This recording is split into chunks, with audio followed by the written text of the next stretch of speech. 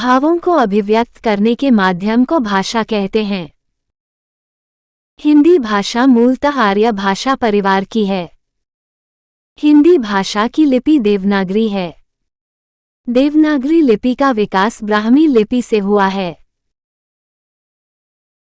हिंदी के विकास में वैदिक संस्कृत, लौकिक संस्कृत, पाली, प्राकृत, अपभ्रंश, अरबी, फारसी आदि भाषाओं का योगदान है। भाषा की सबसे छोटी मौखिक ध्वनि या उसके लिखित रूप को वर्ण कहा जाता है। वर्ण का अर्थ अक्षर होता है, जिसका मतलब है अनाश्वान। किसी भाषा के मूल ध्वनियों के व्यवस्थित समूह को वर्णमाला कहते हैं।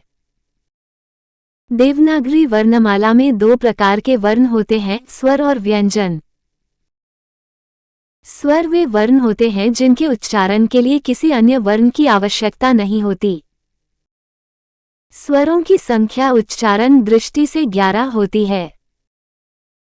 अनुस्वार का उदाहरण अ और विसर्ग का उदाहरण अ होता है। जिन स्वरों के उच्चारण में जीभ का अग्रभाग सक्रिय होता है वे अग्र स्वर कहलाते हैं। जिन स्वरों के उच्चारण में जीभ का पश्च भाग सक्रिय होता है वे पश्च स्वर कहलाते हैं। जिन स्वरों के उच्चारण में मुख कम खुलता है वे संवृत स्वर कहलाते हैं। जिन स्वरों के उच्चारण में होठ गोल हो जाते हैं वे वृत्ताकार स्वर कहलाते हैं।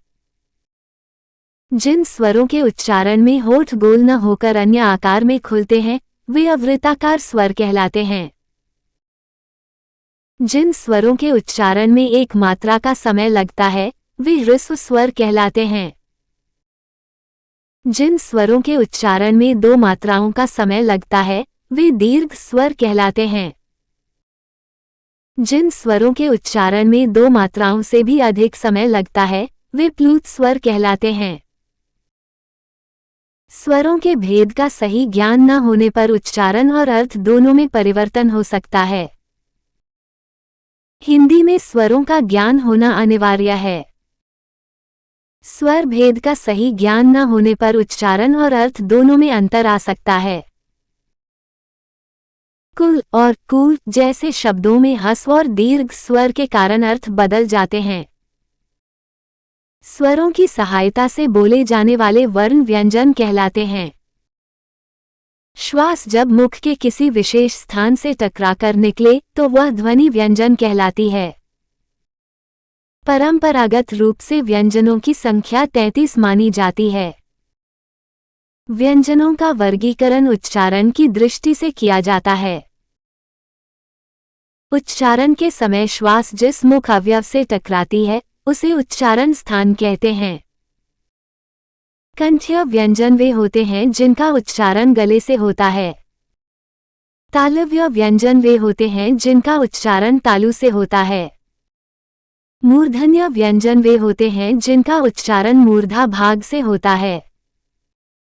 दंत्य व्यंजन वे होते हैं जिनका उच्चारण दांतों से होता है। व्यंजन उदाहरणों में क, ख, ग, घ, अ, ह शामिल हैं। तालव्य उदाहरणों में च, छ, ज, झ, न्य, श आते हैं। मूर्धन्य उदाहरणों में ट, ठ, ड, ध, अन और दंत्य उदाहरणों में स, त, थ, द, ध, न आते हैं।